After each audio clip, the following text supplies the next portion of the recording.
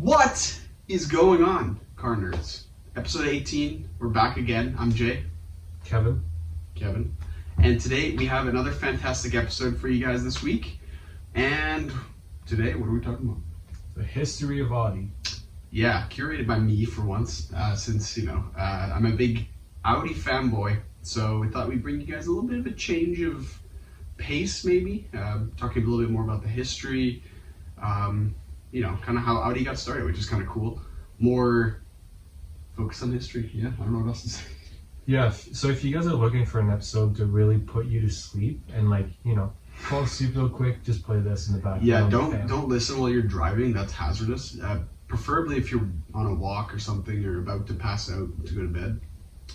Yeah, this is the episode for you. Or maybe not. Maybe it'll be great and entertaining. We'll see. Cool. Yeah, so, all right, might as well dive right in, I guess. So, yeah, Audi's been around for a long time, but it first came around in 1909, which is pretty surprising. It's been around for more than 100 years, which I didn't know idea it was that old. Yeah, same. I thought it was 60s maybe. Yeah, same. Maybe post World War II at the furthest back, but that's kind of when it was reinvented, which we'll talk about in a moment here. But yeah, so it was created by this guy called August. I want to say his name in German, but Horch. I don't know. Just gotta roll the R. Horch. But yeah, anyway, so that's technically the founder of Audi, which was, again, in 1909. That's when everything started. Currently, they are owned by Volkswagen Group, so kind of jumping to the current situation. So they're currently owned by Volkswagen Group, same as Lamborghini and a bunch of other companies. You probably know better. Porsche. Yeah. And Seat, yeah. Yeah. Yeah, they got a bunch of those. So obviously Volkswagen Group is buying up all the brands here, but it is what it is. But yeah, pretty much they have production, but it's only in 10 countries currently, and that's how it's been throughout history. It's actually expanded pretty significantly. It used to be only in Germany. And there's specific plants for specific types of cars, which is kind of cool, which we'll get into again in a little bit. And the only one in North America is currently in Mexico, which exclusively builds the Audi Q5. So really there's not any sedan production in North America. It's all Q5, I guess. Yeah, I'm still surprised though. I feel like there is cars being built in Mexico because cheaper labor, but a lot of the times it's only parts of a car and also not flagship models, because a big selling part is built by the Germans or built by these European countries where it doesn't change anything, but people associate build quality with being built in Germany. Exactly, the first world country build, which is kind of messed up, but if you're spending that much money, you want to have reassurance. Exactly. Yeah, and that doesn't go to say that third world countries build stuff shitty, really, but it's just that notion in people's heads that they think quality must come from these countries, which is not necessarily true. But again, that's kind of what they do try to invoke that, they're engineered in Germany, that kind of thing. They say built in Germany, that kind of thing. All the text is in German, so you get that feeling that it's built in Germany, even if it might not be, which is kind of interesting. But yeah, pretty much the inspiration for this episode was because I have a D3 Audi S8, which is the 2007 model, if you're not familiar. And honestly, the thing has been incredible. I've had it for about 7 years now, and it's had minimal issues. The build quality is ridiculous, but again, it's also a pretty high-end car back in the day. But everything from how the doors close to the little finicky details, compare it to an American car, it's a world of difference, and it's just built so well. So kind of wanted to dive into how Audi got there and kind of how they got to this level of build quality and just their history. So that's kind of where we started. So yeah, let's dive right into kind of the history. Again, founder is August Horch, however you want to say that. Germans, please fix our pronunciation if you want. But the cool thing is where Audi came from, and realistically it came from the last name's founder, the founder's last name, sorry, that came from Horch, obviously, which means to hear. And then in Latin, it actually means to listen, which is what Audi means. So it's kind of cool because they have pretty interesting engines, and then, to listen, you're listening to the exhaust. So think it could also be to listen to like the consumers and build cars the consumers are wanting. I'll just pretend I didn't hear that, but yeah, that's another great reason and would make a lot more sense. But yeah, to listen, either way, exhaust and listening to the customers both make perfect sense in the context of Audi as it exists today. So it's pretty true to its word, I would say. Yeah. But yeah, I also figured out there's an Auto Union, it's called, that existed before, and it was from a bunch of different groups that formed Audi, and that's where kind of the four rings came from. So it was kind of weird. It was like all these four different groups. I didn't go into specifics on which groups exactly, but there's four different car groups that kind of came together in unison to produce Audi cars, and that's what created those four rings. So the four rings is the unison of those four parties. So Interesting. yeah, it's pretty cool. And then really the brand was first introduced in its current form, at least in '65, with the Audi F103. And that's when that was launched. It was a pretty cool car, but the first production car in and of itself was the Audi Type A, which had a 4-cylinder engine. And this was back in like the 1910s, right when the company started. It was like one of those typical buggies that carries horses looking things. So when did Ford first start making cars? Pretty similar to the same time. It was like the early 1900s. Yeah, so The Model Audi T. and Ford have been around at basically the same amount of time. That's pretty crazy, yeah. Which is interesting because we always associate like the first car, which is not true, but the first car really built by Ford. Yeah, But we never really hear about Audi. that's true. Or like any of the other pioneers. Like I'm sure there's other companies as well, like maybe in China and stuff like that. Like, I know Mercedes was also around back then, Yeah. but they were doing weird cars, like not really gas powered. I think Mercedes built like the first electric engine That's pretty crazy. back in the 1900s, but it was like terrible. Like, Yeah, that's to be imagined. Like all those cars too, like their miles per gallon and stuff, and like just like their reliability in general is just absolute trash. well, also just the power. It was like Exactly. 10 horsepower. It was a race car back then. Literally, Which is just insane. because everyone was used to 2 horsepower because they had 2 horses in front of the bed wagon. Yeah. So it was a great upgrade. But yeah, I found that pretty interesting. Like the fact that they actually did produce cars way back then. But then obviously like what was a big thing is World War II, because Germany had the entire like whole Nazi regime and then the reparations after the war. So all the resources were diverted to producing obviously like weapons and stuff like that, different airplanes to be used in the war, tanks. So all these facilities that were building Audis at the time, all the production facilities were converted to those kinds of things. So realistically, the brand almost went under and disappeared during the World War, but then right afterwards it was somehow revived, where it kind of started producing again. We saw a lot of factories back then being mandated by the government because it was the same deal with Ford during the World War. Yeah. They stopped production, and I think they were doing either ammunition or tanks, and pretty much every automaker just put everything on pause. It's pretty crazy, yeah. Just But- the amount of resources allocated to war is Yeah. absurd. But if you think about it, like back then, it was kind of people wanted to do that because they're so patriotic and they're like, "This is my country. Like I will do anything Exactly. to help." And yeah, they were willing to shut down factories. Like this would never happen today. Never, If you go to, let's say, Audi and was like, "No, like stop making cars, stop selling cars, build weapons," they'd be like, "Go fuck yourself." yeah, they'll flip you the bird and tell you to go find a job, Yeah. They're like, stop being so ridiculous. Like, but yeah, back in the day, that's a good point, because I actually didn't even think of that. Like back in the day, it was just like almost normal for them to just reuse and multi-purpose, I guess, these factories, since they were so big. Yeah. And I don't think there was a production line like Ford had back then. So they might have adopted a bit later, but after World War II, they probably did have that. So I'm curious if that's why they might have been so big. Yeah, I mean, by that time, they might have had like some sort of machinery to like lift engines and stuff to make it a bit faster. Because Ford was very early on, so I'm sure a couple years after, people like other companies started to That's what catch on the process and kind of copy it. Yeah, it's just a matter of how well I guess they could implement it. Yeah. And especially before World War II, and then obviously afterwards, it probably would have been Hmm. would have been fine. But yeah, and then in 1948, which is after the war, they did return to production, and the company was moved to Western Germany, which obviously there was the whole, shebang with East and West Germany. So there's that stuff too.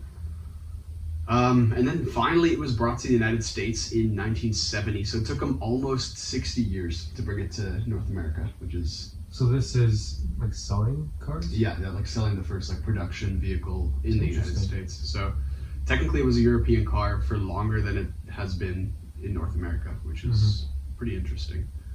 And then yeah, I mean, it's pretty crazy. Like the Quattro system is obviously like one of the biggest things that's kind of come out of Audi's like growth and development and stuff like that.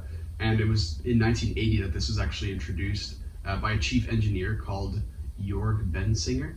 No idea if I'm pronouncing that right.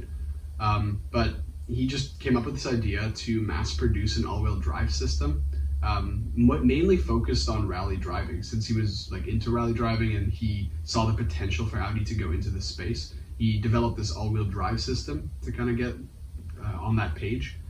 And so he built that and kind of made this mass-produced version that obviously got into rally and made Audi very successful in there too. So Yeah. that's a big part of the history too, the whole rally scene. Yeah, it's really cool.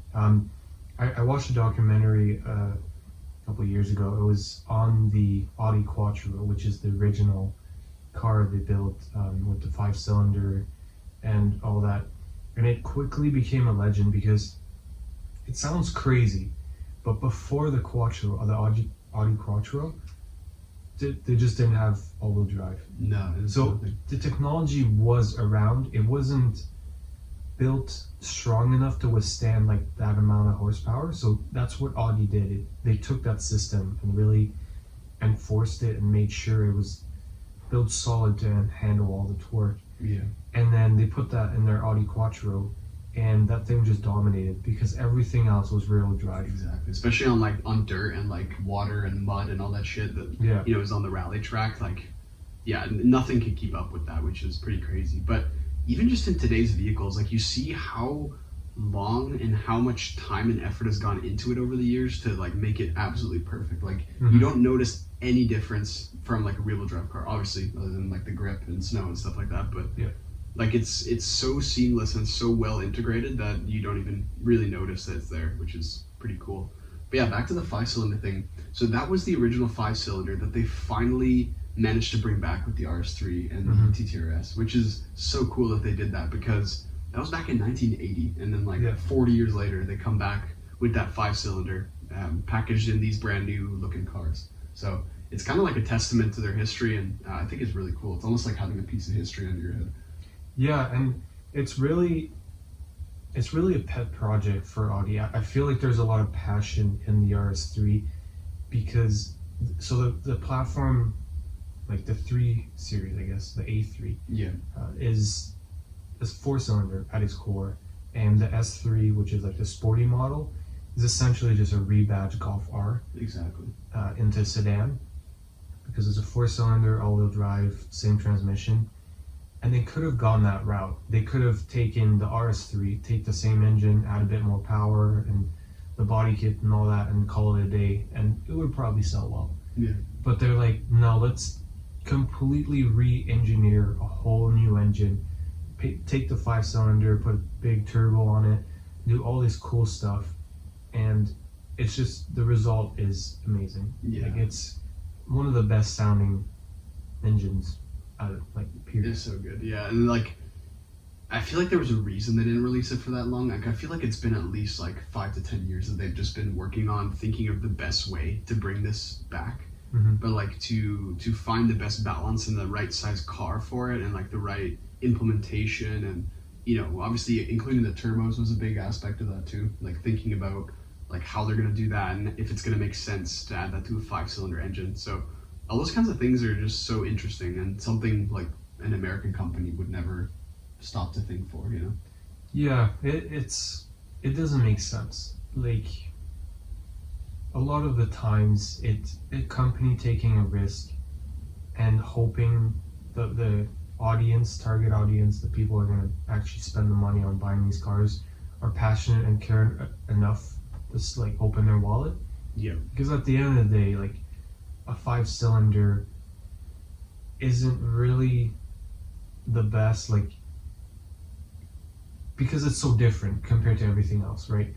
It's not really, like, not a lot of mechanics can work on it, and I think there's a lot of, like we mentioned in the last episode, balancing issues. Yeah. Because it's odd firing, right? So there's a lot of research that has to go into that, and that's why we don't see a lot of manufacturers doing it. Yeah. It's also why you don't have a V7.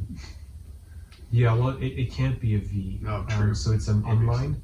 So, Yeah, so inline 7 or inline 9 or 11, like 5 and 3 are the only ones that seem to work. I feel like as soon as you go more, it'll just get more and more unbalanced.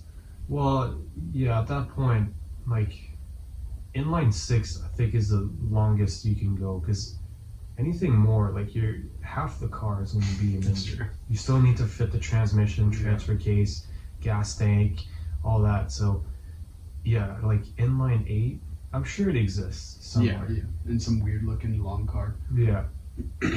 Yeah, no, it's pretty unique, honestly, and I'd love to go. One day we'll go into like an episode with like deep detail on how these things are built and how it's different between like inlines and V's and like what the pros and cons are. I feel like that'd be an interesting episode too.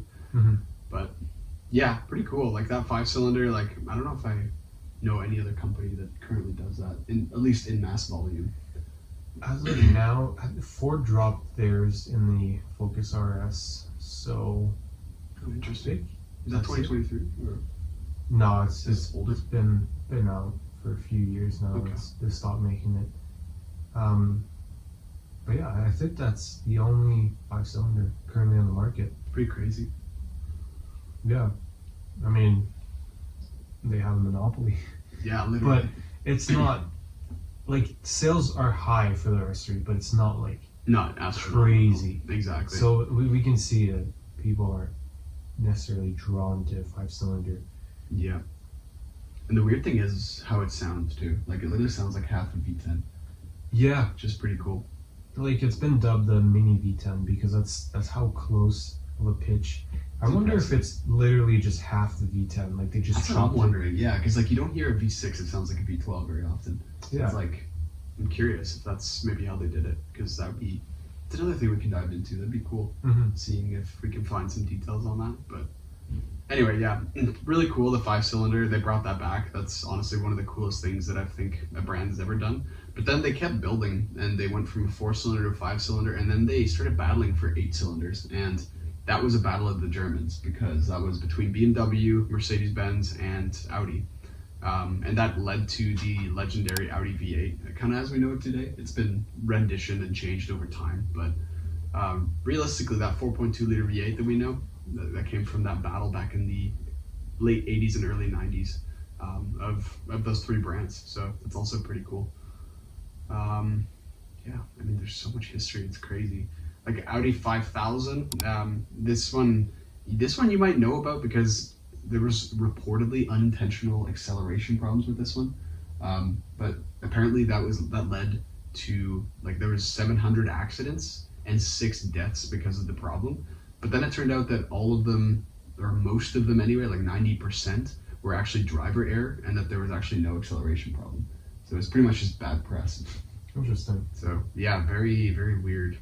But yeah, didn't really know that. I guess pedal confusion was one of them, because obviously it had 3 pedals back in the day. But I think one of the pedals was too large. I saw that written somewhere.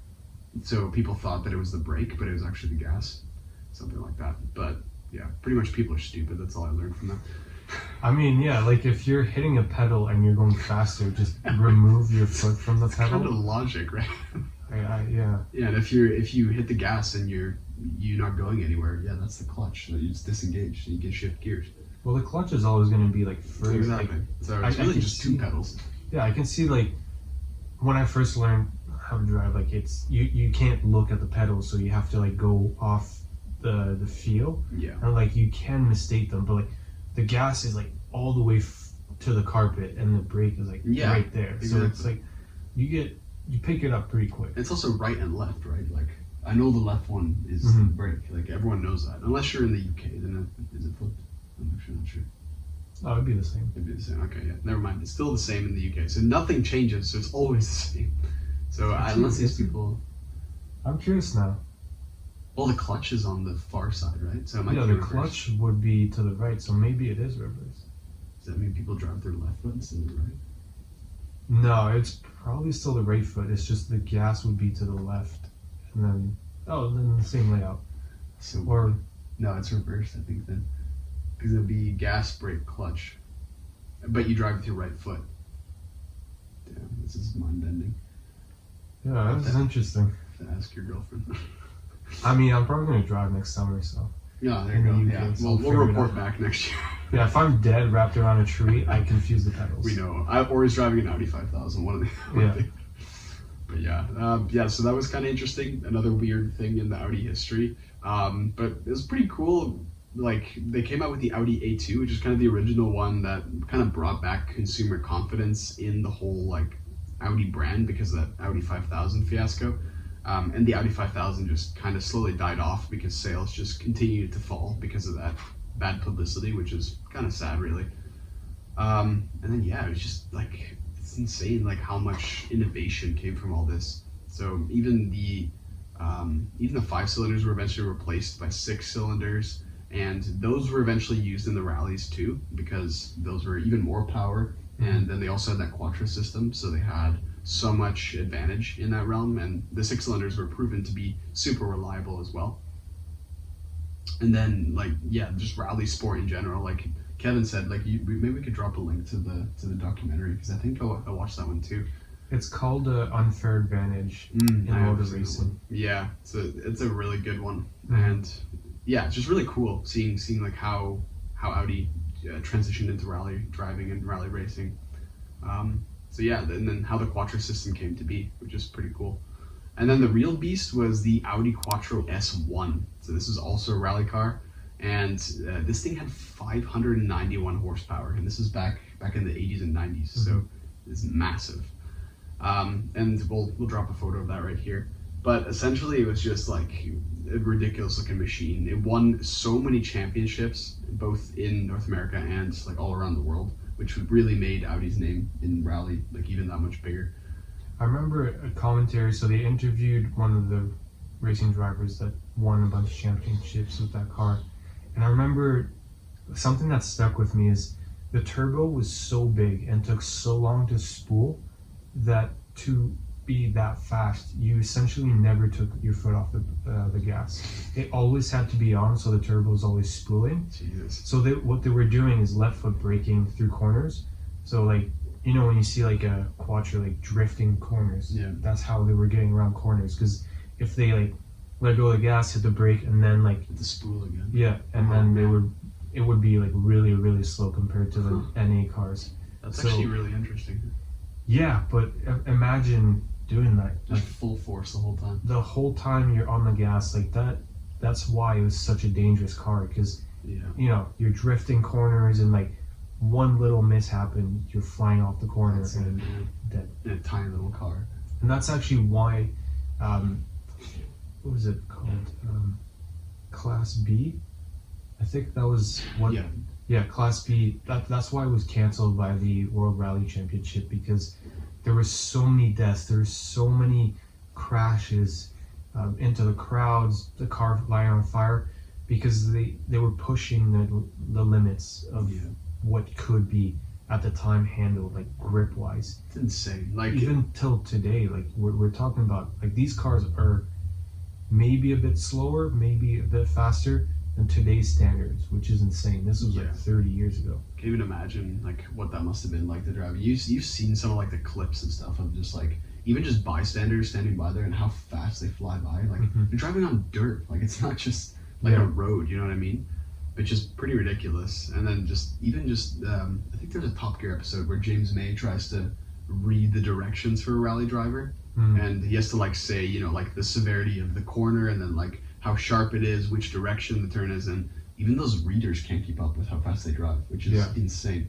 So it's just such a fast-paced thing, and you have to be so focused as a rally driver. It's just always been so cool to me how maybe we'll do an episode on we might have to the history of Class B. It's so cool, because Because there's insane. been so many cool, just like cool drivers and like impressive Mhm. drivers. Almost maybe more so than Formula One. Like Formula One is crazy, but like there's some insane talent in rally driving too.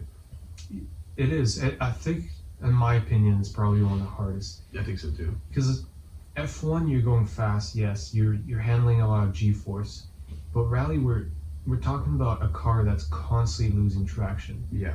You have to battle with it, like drifting, like you hit jumps. Like, what are you supposed to do midair? Like, you can't stop, you can't Steer, you can't do anything. You're just in the destination of the car that the car chose where you're going. And then you have to adjust it and once you land Mhm. too.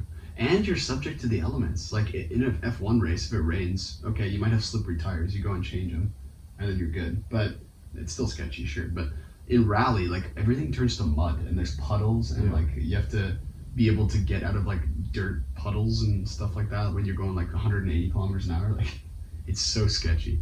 It's crazy. But yeah, super cool. Anyway, so once the whole rally scene kind of died down, and Audi's still present in it today, I think. But then they started kind of transitioning into more like Le Mans and stuff like that too, which was a very big aspect of Audi's history as well. They're most known for the Audi R8R, which I'll put a photo up as well, and the R8C. So those are really cool. I think they have them on here as well. But yeah, even the R10 TDI, which is probably the coolest looking car and really reminds me of, I wanted to tell you, like we were talking before this episode about the Mercedes. What was that one called again? CLK GTR. Right, CLK GTR. That thing is insane too. But both of these look so cool because they're like these like late 90s, early 2000s like race cars, and they just hold a special place in my heart because that's like what I grew up with and stuff too. And just they're so cool looking and obviously sound insane too when you hear them driving. But so cool. And then 24-hour Le Mans was also raced by that R10 TDI, so that would have been really sweet to see. And the cool thing that I watched another documentary. There's a common theme here. I love cars, but I watched a documentary explaining why the RT10 or the R10 TDI came to light, and it was really just a challenge.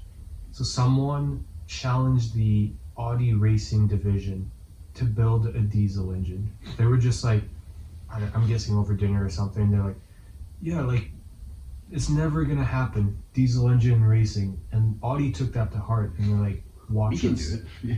Yeah, and they actually built one of the best engines ever for racing. Really? So when you think of diesel, like a diesel engine has low compression and doesn't have spark plugs, so it's like high compression. My bad. Yeah. High compression and no spark plugs, and it revs like very low. Like I think the red line on this thing was like 5,000 RPM. Yeah. Because that's peak power. But the thing is, they run very, very cool. That's Because true. there's no explosions. there's no explosion, but also it's not revving to the moon. Yeah. So they were able to, and it's also good on gas, or in this case diesel. So they were able to pit less, and the engine was running a lot cooler, a lot less RPM. So they mitigated a lot of issues compared to like a normal gas engine. Because what we have to account for is a racing team, like let's say Audi or Mercedes, will bring minimum of 4 cars to these 24 hours race, and usually only 1 or 2 will make it to the end, because there's always something breaking. Some problem, some engine failure, Yeah. some brake problem. Even like each team will have multiple cars, so they'll have 1 or 2 cars. So one will break, and then they'll go out in the other car. Yeah. And even then, most teams won't finish.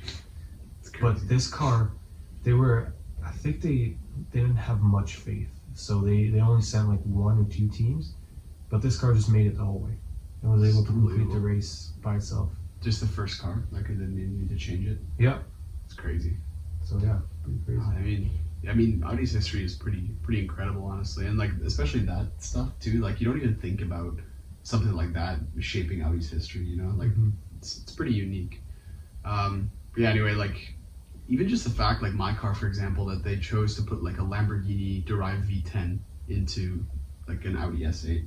It just kind of shows their history of racing. You know what I mean? Like even though it's a car where it's completely inappropriate to put like a V10 in it. Like they're just like, why not? I mean, the craziest one, I think they did a V12 twin turbo diesel Q7. Yeah, that's right. Yeah. That's Why? just stuff like that. It's so unnecessary, but also so cool, and it makes some of the cars so unique, and like it's perfect for collectors and stuff like that as well. And it makes no sense, but it's passion. Yeah, That's what I all love it about is. this brand. Exactly. And then also stuff like just things I've noticed personally, like things like my car has air suspension. Like, sure, it's a higher class car, but the fact that they chose to go with air suspension just for like, because it's better. And Smoother ride. exactly, smoother ride, more comfort settings, and then also just like, if you have any kind of weight or cargo in it, it just pumps it back up, so it's not hanging low. Mhm. So it's also just like a thing of aerodynamics as well. Also the fuel injection system, which you guys might know about, it's the TFSI system. So obviously this is like the direct fuel injection, which is like higher compression and everything, so more power. Obviously it comes with its own problems, like the carbon clean and everything that you have to do every 100,000 kilometers with these cars, but the price you pay for performance, I guess. Leaking injectors too. Yeah, exactly. Yeah, currently have that. Yeah. And then also things like the S-tronic transmission, which is in a lot of the cars actually, but it's just so good and so smooth. Like it's not dual clutch, but it almost feels like it. Like it's pretty quick. Like it's not obviously not dual clutch speeds, but it's just a very, very good transmission, very well built. And obviously the four-wheel drive system, like that Quattro system, you can't really go wrong with that. Obviously we don't know if it uses more fuel. Can't really test that. But The Quattro? yeah, maybe a little bit, but Yeah. Well, it's less efficient than, let's say, rear-wheel drive or front-wheel drive, because it has to send through the camshaft to the converter or something, and then it splits. So there's a lot more. Yeah, there's a lot more gears involved because it has to split the power both ways that's true. instead of going straight to the driveline to then the differential. Yeah, I mean, it has a V10. I wasn't looking to save money on gas anyway, so I mean, it is what it is. But still, very, very cool that you have the option to just drive this thing year round and not worry about, is it gonna get out of the snow or whatever. It's just cool. And then also, if you want to take it off road, I don't know if you do that in like a sedan, but if you wanted to, you could. Maybe in like a Q7 or Q5, you could. And then kind of the last question I had for you and the audience, why Quattro? Isn't that a Spanish word? Was the lead technician for the rally team Spanish? I'm actually not sure. That is something we could look at. Because That if it's would make his a lot of sense. project, then maybe that's why he named it that. Yeah, I mean, his name was Jorg Burdenstein or something. I think he was European, but I could be wrong.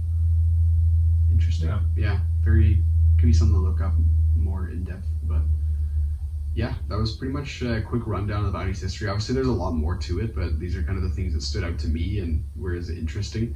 There's some really the A2? yeah. So That there's is the fucking ugly. There's the 8.2. I'll put a photo right here. This thing is so ugly. This is kind of the first one that somehow made sales increase in the early 2000s from the Audi 5000. Wow. So I don't know why. It literally looks like, what does it look like? A Ford Flex? No, not even. Looks like a Honda Element. No, like the Fiat Panda. That's what it looks like. The weird car that Top Gear blew up in one of their episodes.